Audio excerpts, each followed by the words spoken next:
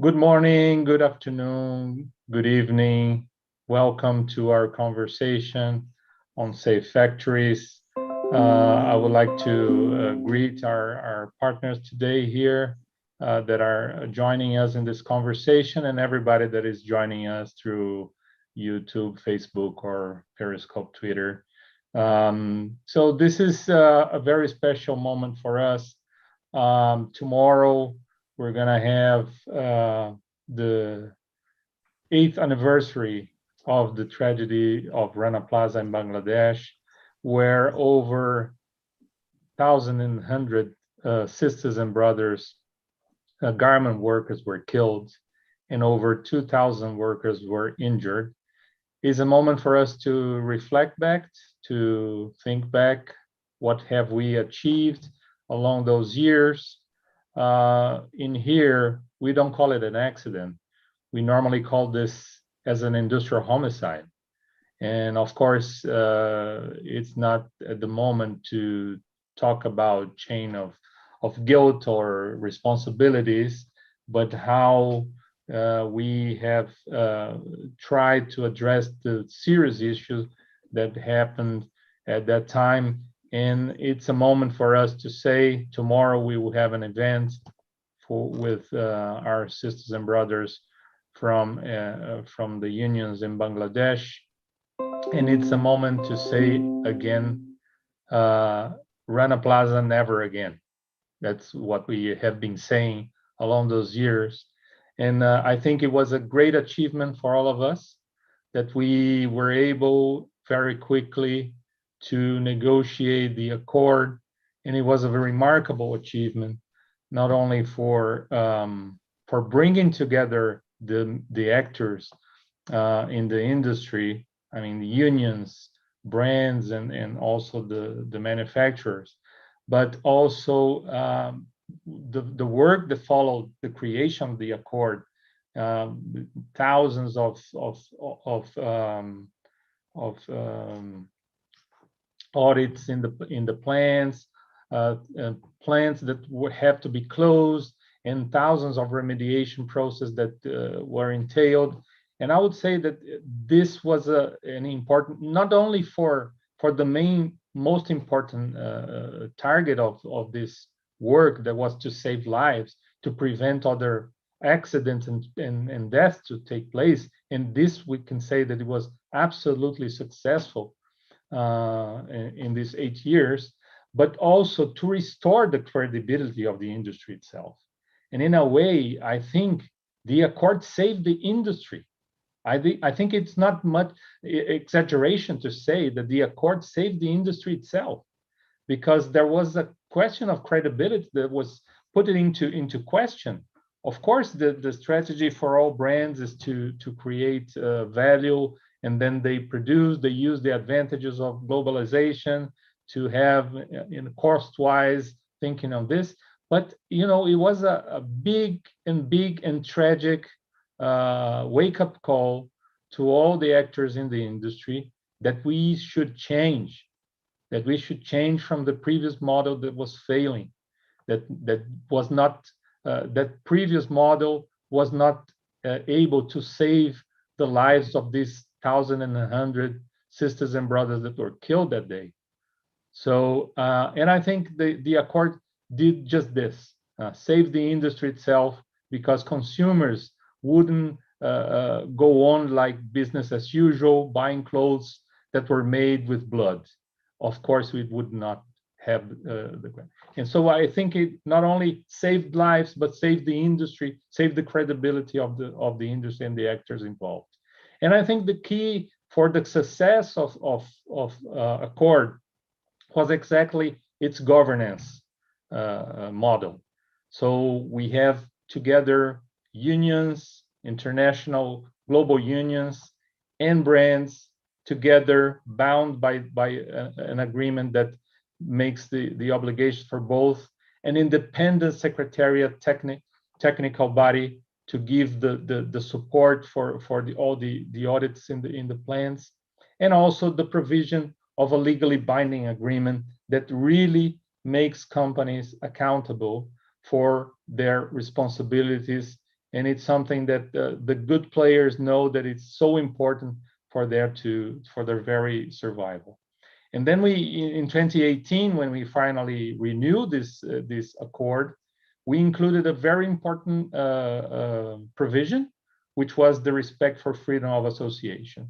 And it's not just because of the ethical or the human rights aspect of this, but because that the best way to keep factories safe is when you have a union on the ground. And then the unions are the best way to give awareness about the things that have to be remediated. Of course, there is a whistleblower provision, but the unions is the best way when you have unions on the ground to keep the health and safety in the center of all of this. So, the idea of what we need to do in this day that we are about to have the 8th anniversary is that we need to keep this accord going, the global agreement between us. We must keep it because the cooperation from this experience from the past with the RSC in Bangladesh is so important, because we cannot simply ignore the experience we had along those 8 years. We cannot simply dump it and forget that so much that we achieved.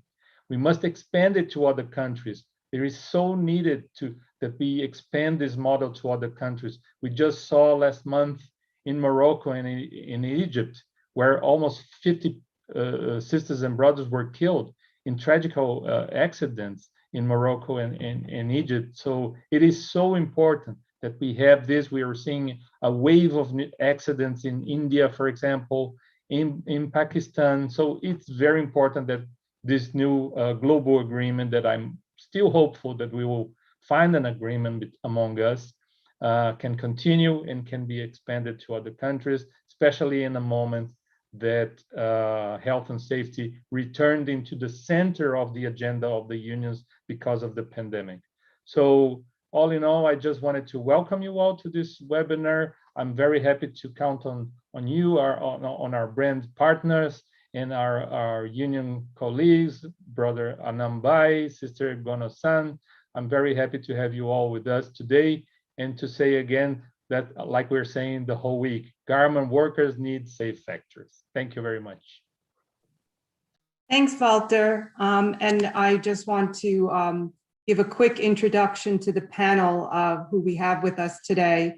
From our brand colleagues, we have from ASOS, Adil, from Esprit, Bayramam, Inditex, Indalecio, H&M Payal, and Julia from Tchibo. And from our affiliates, we have Anam, who is the representative on the RSC Board of Directors and an Accord Steering Committee member, and Sister Gono from Japan, who is our co-chair of the sector representing Asia Pacific. So just, I wanted to kick off today by maybe all taking a moment of silence to remember the workers who have tragically passed away in unsafe factories, specifically on this week of commemoration of the 8th anniversary of Rana Plaza. So maybe we just take one moment of silence in their remembrance. Thanks. I'm going to turn over to Anam, because Brother Anam, he is in Bangladesh. He is active in both organizations. And I'd like to ask you, Anam, what has the Bangladesh Accord achieved in Bangladesh? What are some of the successes of it, the achievements?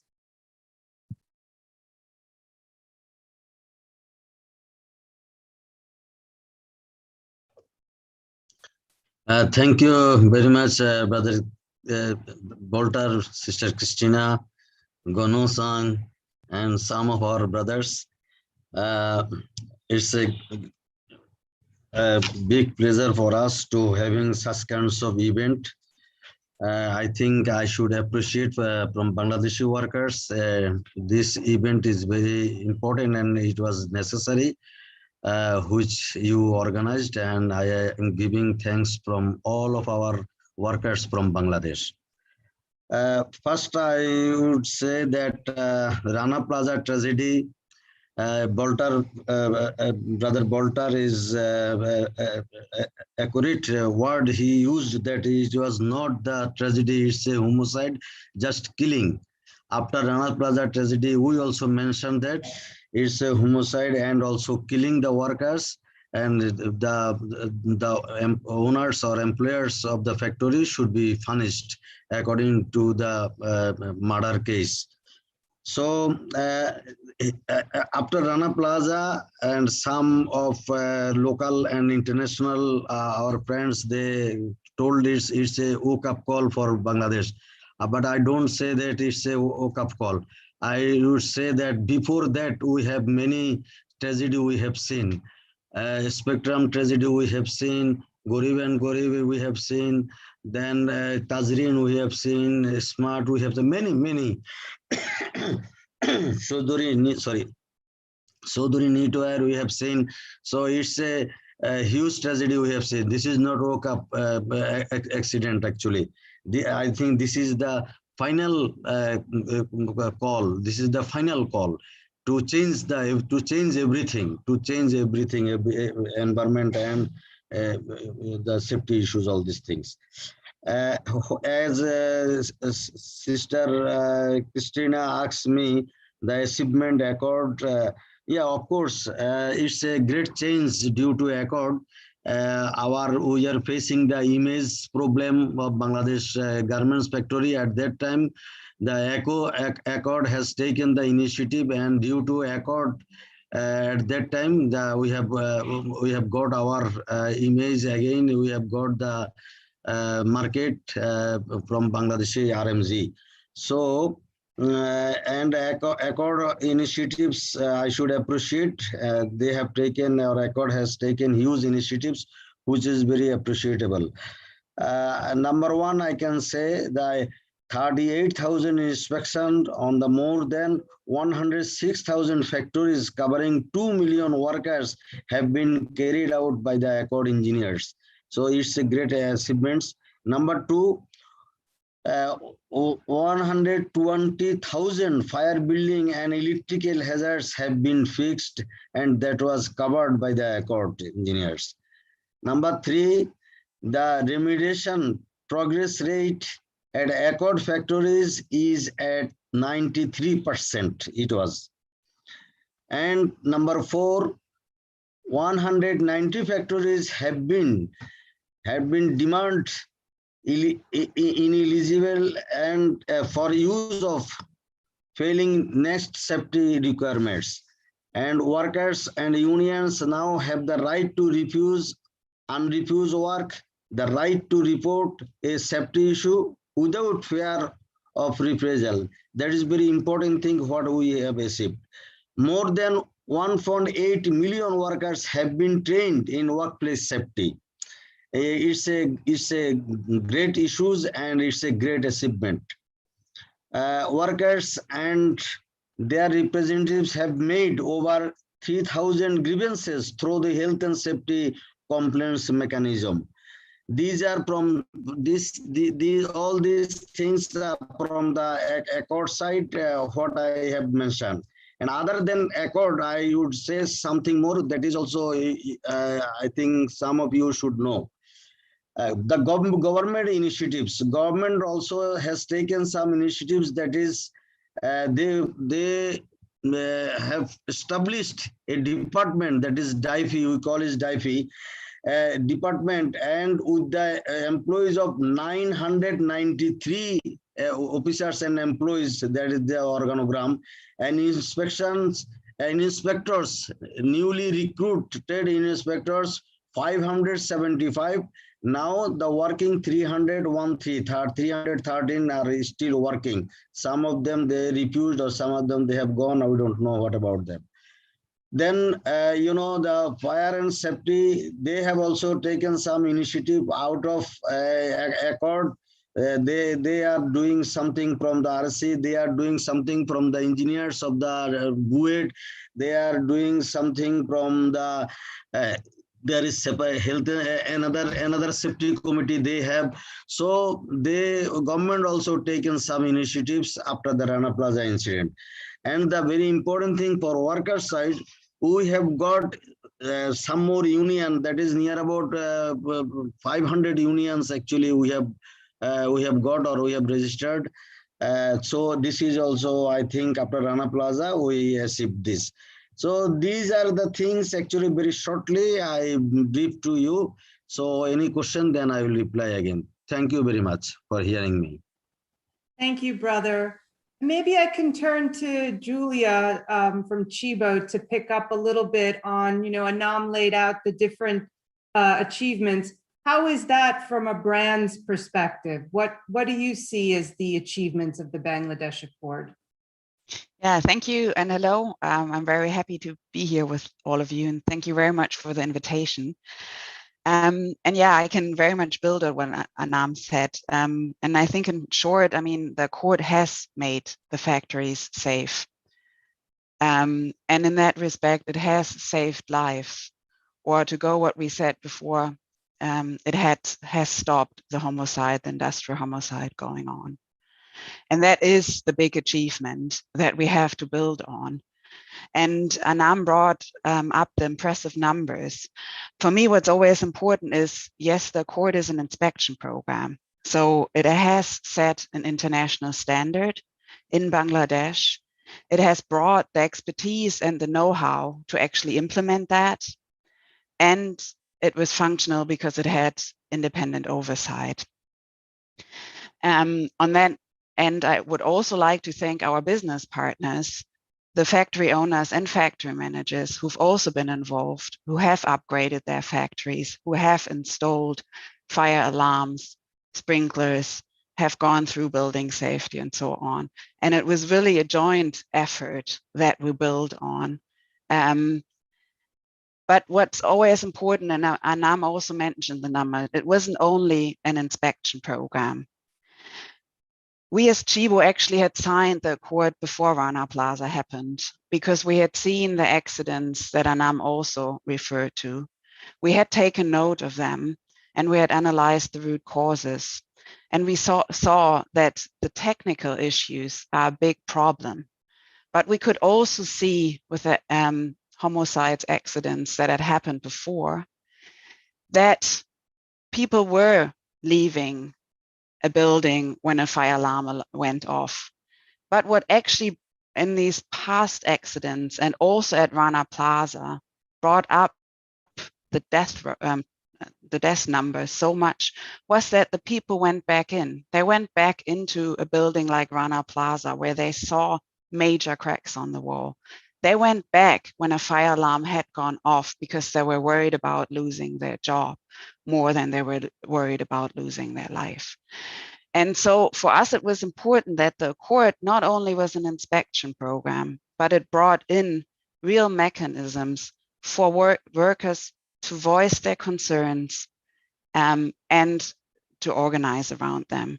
So the Bangladesh Accord has its inspection program, but it has its training program. It has strengthened the health and safety committees.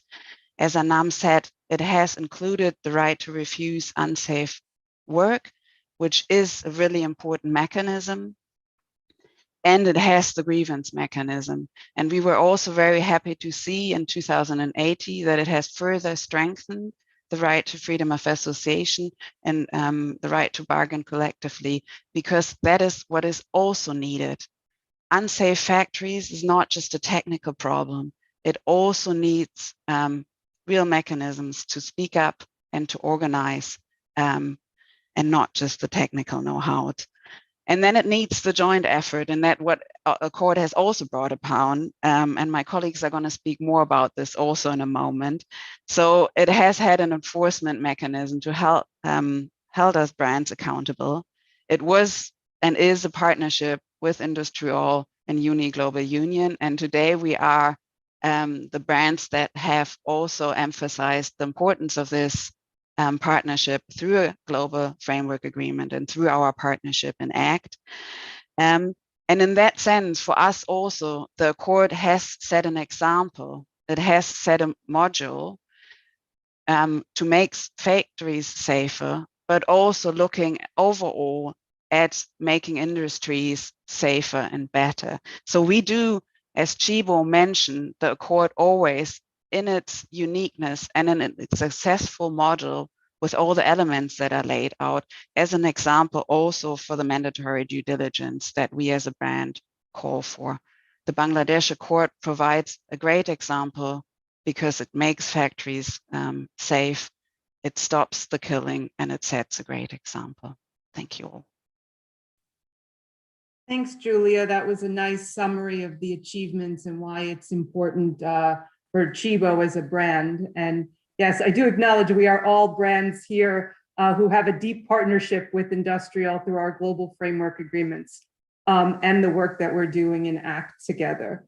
But I want to maybe turn to Bayramam a little bit and talk a little bit about brand accountability. Julia mentioned that this was something that was important. Maybe we could just dive a little bit into that as well. Sure. Just to say first, hi, and thank you for inviting us to this very difficult event to talk in, because we're talking about people who died, and we're talking about mothers, we're talking about sisters, brothers, fathers of people.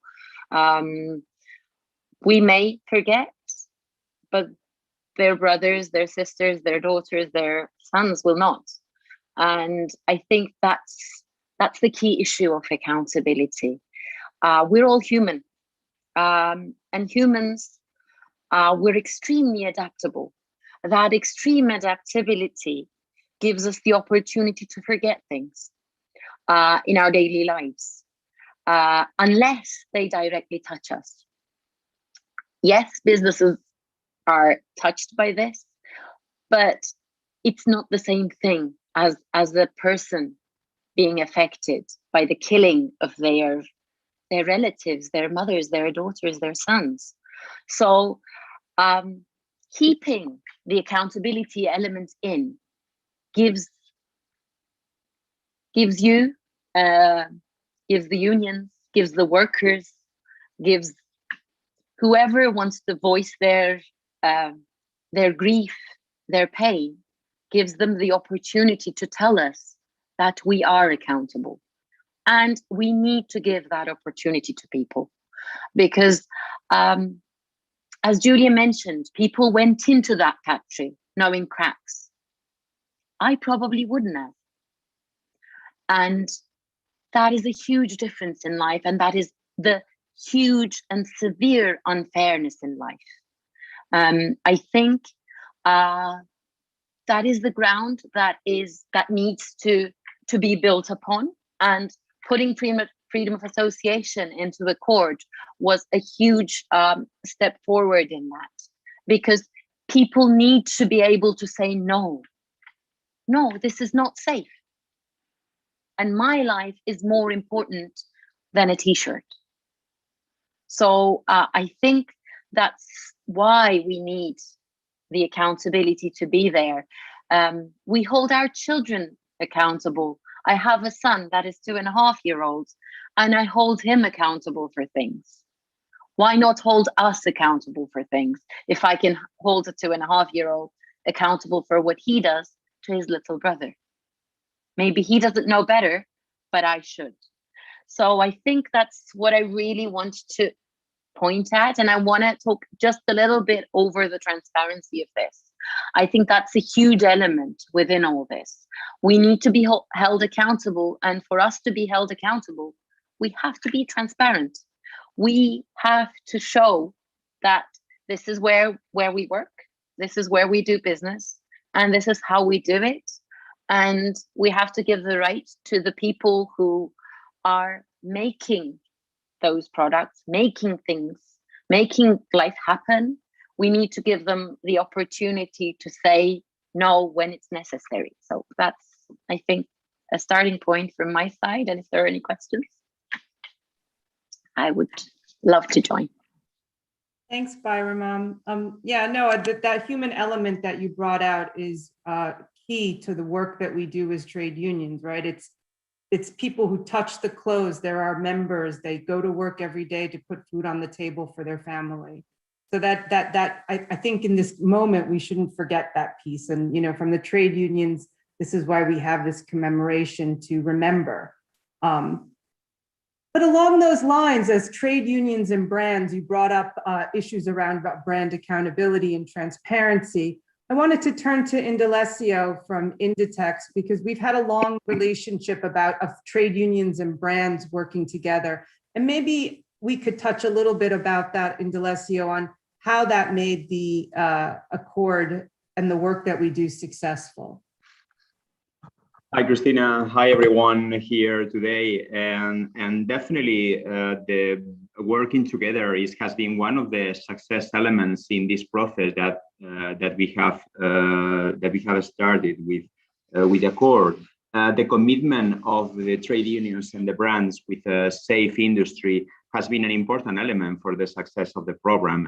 I think is the key element. And from the beginning, from the inclusion of key articles established on the foundations of the program, as an example of it, you can see the involvement of workers in the program that for me is critical. It's not just something on the paper. No, it's the real involvement of the workers in the program, how there is a training on health and safety committees, for example, how we can have independent complaints mechanisms on that.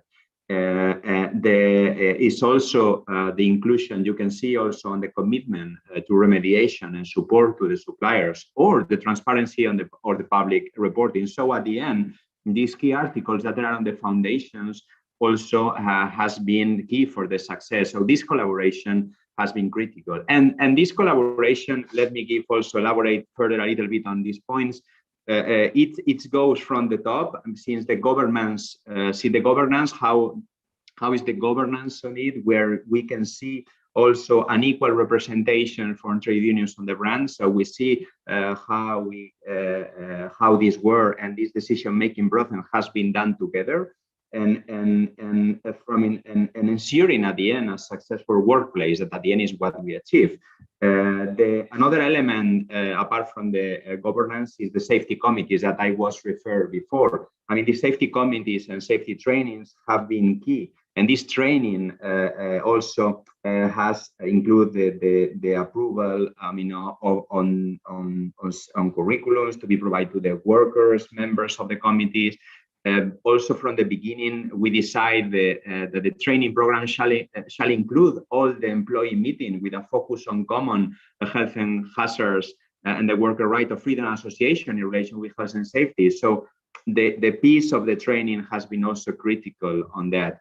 And the other piece I mentioned, I would like to point it out, is what I referred about this complaint mechanism that at the end has been critical. So at the end, from our perspective, the involvement of the brands and trade unions has been key to ensure the effectiveness of this mechanism. And the continuation with the same scheme under the RSC, that's the body that we have right now, we see that is critical. And also with the support of the industry representatives also is fundamental in this sense for continue the achievements so far. We need to think about the future. So in this sense, as a conclusion, we would like to remind that we, as in all the brands we are here and many brands, we are totally committed to safe and sustainable ready-made garment industry in Bangladesh. And for that purpose, we acknowledge that working together with the trade unions as well as with national stakeholders is fundamental for the sustainability and the ownership of the achievements. And in this sense, we are, let me say, that absolutely confident to continue this successful collaboration in the future. Thanks. And I mean, you did touch on this question of the future. And as you know, we from the trade unions are calling for, why we still need this agreement and how to think about moving to other countries. So that's a little bit what I wanted to ask, maybe starting with Adil, if you could, say, why do we still need this agreement, and how can it be done globally? How can we replicate it in other countries? Thank you very much, Christina, and everyone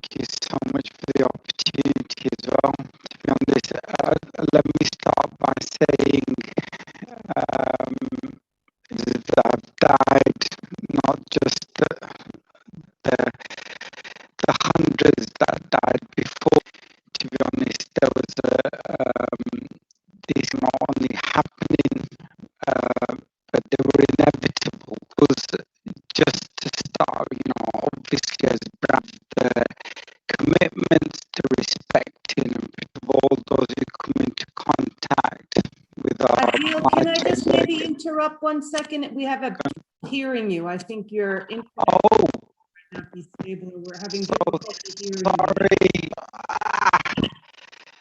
So sorry. The sound is really terrible. Adil. I just thought it was me for a You could second. change the maybe Shall I? maybe your Oh, phone, 1 sec.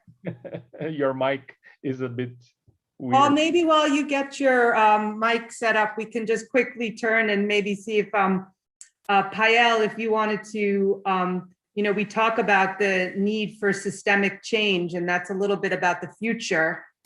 Maybe if you want to, while Adil reconfigures his internet. Please, Payal. Yes, sure. Thank you so much for having me here and giving us the opportunity to also talk about the successes, but also how do we bring these successes forward. You know, just looking at what does systemic change means, it's when all the parties come together, taking into account the interrelationships and the interdependencies amongst those parties together.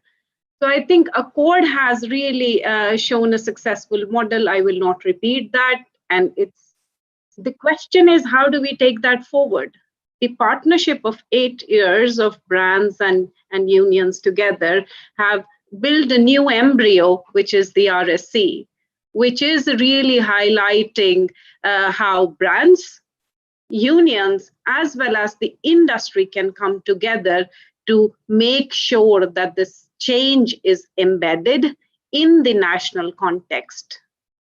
The learnings of the Accord, what Anna mentioned about intervention by the government in terms of setting up the DIFI, the department, and also ensuring that there is competence in people to secure the audits, the assessments of the factories, as well as the partnership with the unions in securing freedom of association and collective bargaining by providing workers' voice, by providing them training, education in terms of reflecting when there is a need for a risk, and also ready to say no in terms of going in the factory or stopping the operations when there is a risk.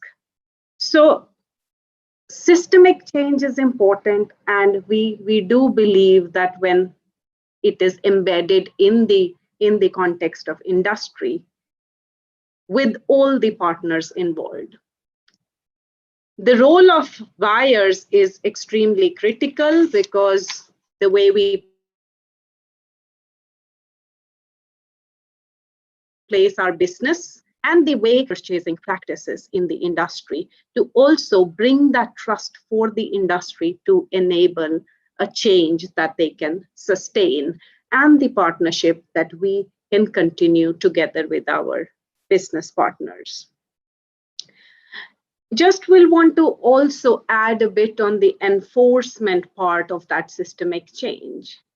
We've also learned from Julia as well as Bayram the importance of enforcement and transparency about problems, transparency about remediation, celebrating success, and also highlighting the risks of the factory, as Anna mentioned, that there were about 190 factories which were identified as ineligible to continue because of the high risks. So a successful model of partnership definitely brings or has to embody enforcement, where we reflect that each party is responsible and accountable for their actions. I just want to close this by saying that the learnings of the Accord needs to be taken forward, because this is where we can continue to stop homicide, continue to eradicate the risks of fire safety, building safety, and worker safety. And that is something that we believe that we can together as partners can build, continue, and sustain this, especially when it comes to workers' safety, building safety, and fire safety. Thanks, Payal. I think that summed up some of the pieces that about how to make change. And I wanted to just maybe ask Akiko Gono, our co-chair, if she had some remarks that she wanted to build off on the piece around how do we make systemic change. Thank you, Christina, for the opportunity. First of all, when Walter said that it is a wake-up call, I really feel that as a wake-up call, the sacrifice was too much. And it shall be the first and the last one. We have to keep it in mind. And having said that, systematic change is important. And also, as it was mentioned by previous speaker, payroll, partnership is important. And throughout the supply chain, all stakeholders should take a responsibility and in the industrial relationship. And also, I really agree the idea of the Miss Julia, that the fundamental thing is that the freedom of association, because in Bangladesh, I don't need to mention that, but it is very difficult for the unions to fully function due to the some restrictions of the freedom of association. So we have to do that on those matters. But also, if we can cooperate each other among all the stakeholders, the government and the brands and the suppliers and the unions, we can improve this system and continue maintain this Bangladesh Accord system on our own. And also, one thing I want to point out is that in Bangladesh, the notion of I think, health and safety was not so strong enough. The reason why I feel is that I think also it is the nature of the business and the commercial things that the brands and all the employers may not pay adequate charges to the suppliers, which is a natural thing in the competition in the free market. But we really need to have some adequate amount to be paid to the suppliers.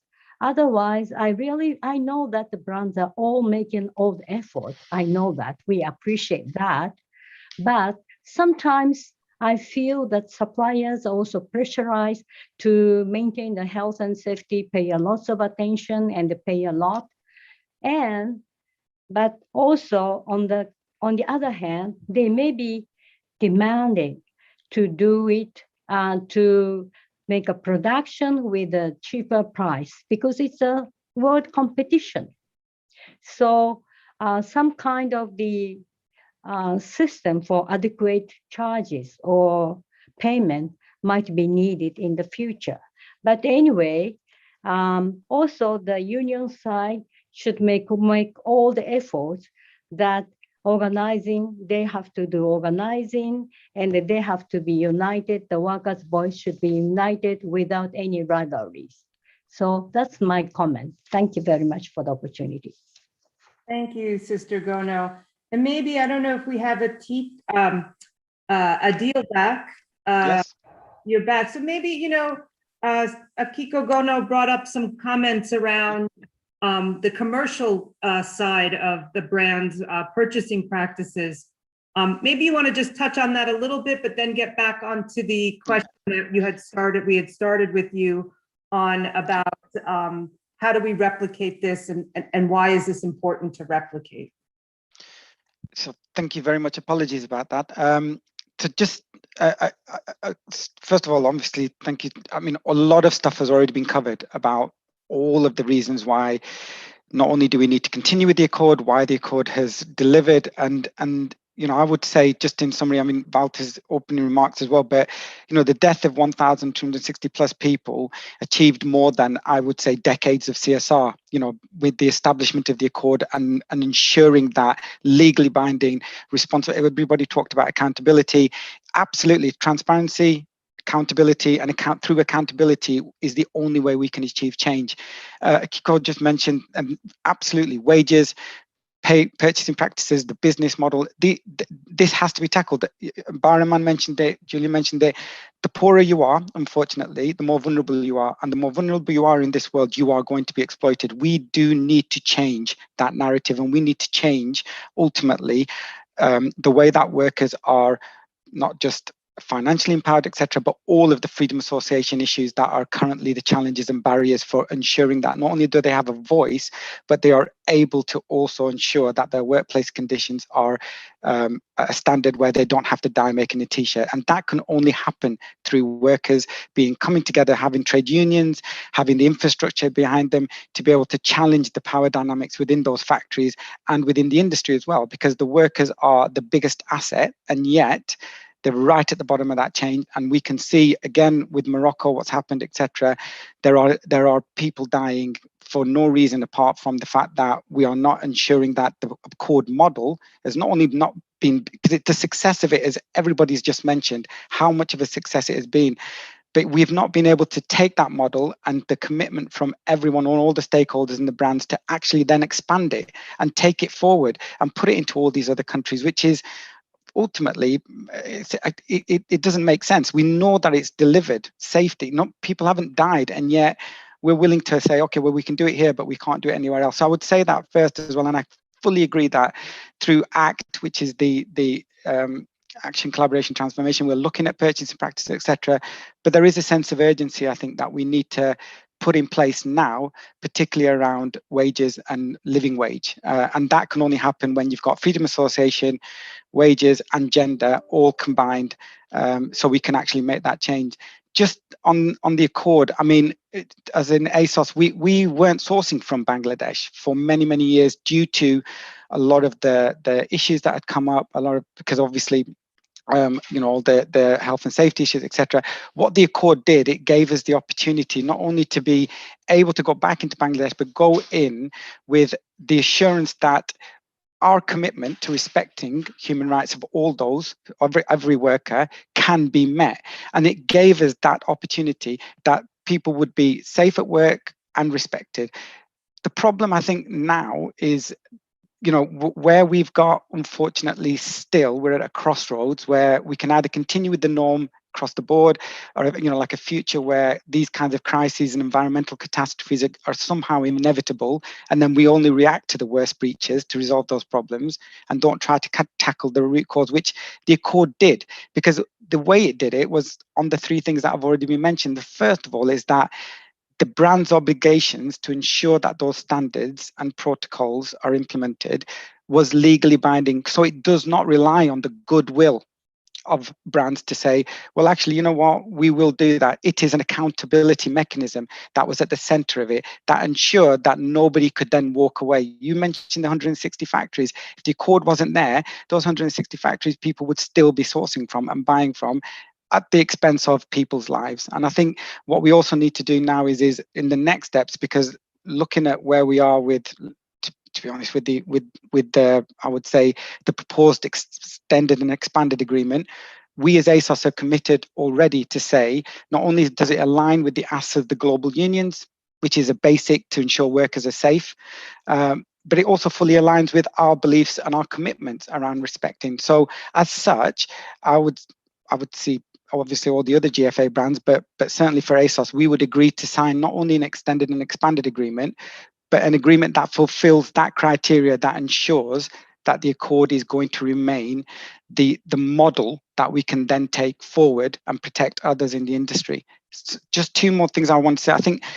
I think when we talk about currently with the conversations that unfortunately are happening, brands are not stepping up to say, yes, not only are we going to sign this, but we're going to progress this with industrial and the global unions, etc. I think without the enforcement mechanism, that is an individual, on individual brands, that's about ensuring that there's a genuine level playing field. It is a myth that brands do not want legally binding agreements, etc. as well, because what we want to do is, as a responsible brands, and we are, as a GFA brands, obviously made a commitment in our agreements with Industrial Global Union, etc., with the GFAs, we want to be able to ensure that all of the responsibilities are met, and it's not just those who feel, well, actually we should do it the right way. There are a lot of people in the shadows, and an agreement that is a negotiated and legally binding contract ensures that everyone has to play their part. And then I just want to say, you mentioned, Christine, as well, and a lot of the other participants, about the independent secretariat that was that the accord was. Independence is key. I mean, you can see it in anything. It comes back down to, again, the accountability piece. You know, whether it's in any institution, whether it's in government, democracy, whatever, etc., independence and a secretariat that's then governed and overseen by those who are representatives of workers and ensuring that the workers' voices are heard is critical. And the accord allowed that. And the accord not only allowed implementation on the ground to ensure that workers were aware and knew their rights, so they knew what was being abused as well, because that's important, but also there was a mechanism for them to be able to say, I'm not going back into that factory when my life is at stake. And it gives the opportunity for that, the right to refuse work. And I just wanted to finally say, yes, Walter said it saved the industry. I think not only did it save the industry, but it gave us an opportunity to actually show what can be done when those with, I would say, leverage and opportunity, influence, which are the brands, let's be honest, because that's where a lot of that, what Akiko mentioned as well, is that's where a lot of influence can come from. We have an opportunity to drive that change. And I would just urge all of the retailers and brands to look at what we've already achieved, look at the catastrophe that happened, look at how many people had to die for us to get here, but let's not wait for the next one. Let's just take this forward now, and let's get back onto ensuring that we can take this further. Thanks, Adil. That was, it's kind of a summary of our whole conversation. And, we're getting close to, we said we would do this for an hour. I just wanted to turn to Walter again, if there's any remarks that you want to make on some of the points that came up, because these are the brands who we have a strong working relationship with and have, made multiple agreements and work in different platforms. So I don't know if you want to come back in, Walter, and maybe summarize where we are now in our process.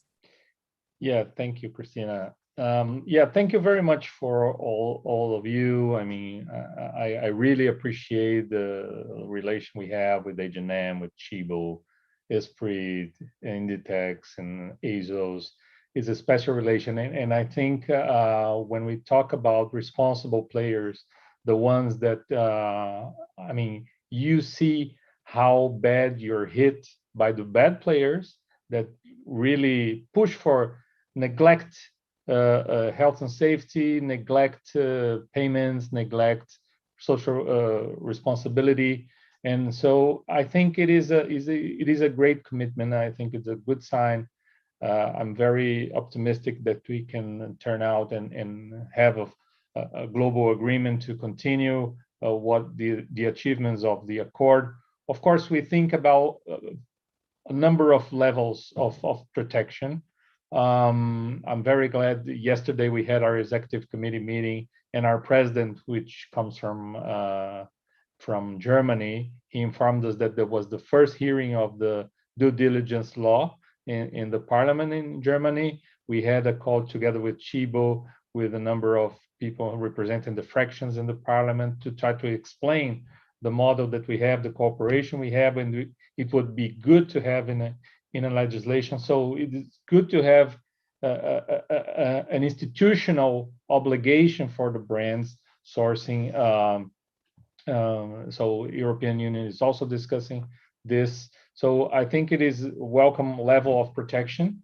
The second level is the commitment among ourselves. I mean, the global unions and the unions on the ground with the brands, so that we can guarantee in a legally binding way because of course we think about how do you make really serious that when you tell the shareholders, look, if we have to make a provision for liabilities, so we better spend it earlier to prevent it to happen. So we think about our image and also to our costs, because provisions for liabilities is cost. So it is good that we deal in that way, and that we can the provision for really legally binding provision is crucial for the agreement that we want to have in the future. And also, as Adil just said, independence of the body is also fundamental, so that we can also think about programs for other countries, which are now I think it's the next right and necessary step that we have to take. And also the final level that we ideally want to enforce, the final step for protection of workers, are the unions on the ground with freedom of association, access to the workplace, and collective bargaining. The union in the workplace is the best way to protect the health and safety of the workers, especially in the moment of pandemic that is lasting more than all of us would ever expect. And I think that's the kind of things that we are entangling here with the relation we have with the GFA brand. So I'm very much optimistic with this conversation that we can also transmit and by tomorrow in the meeting in Bangladesh, we can transmit to our sisters and brothers that we are progressing in strong commitments from the brands we have relation through the GFAs. Thank you very much. Thanks, everyone. And I want to thank all for their participation. I think this has been a really important conversation and an open conversation, and sort of showing how we work together. I mean, I think a lot of times when we talk about work and jointly doing things as trade unions, brands, and with the industry, sometimes people don't really see that. So I think this conversation really had that ability to show publicly how we work with brands and how you work with us. So once again, thanks.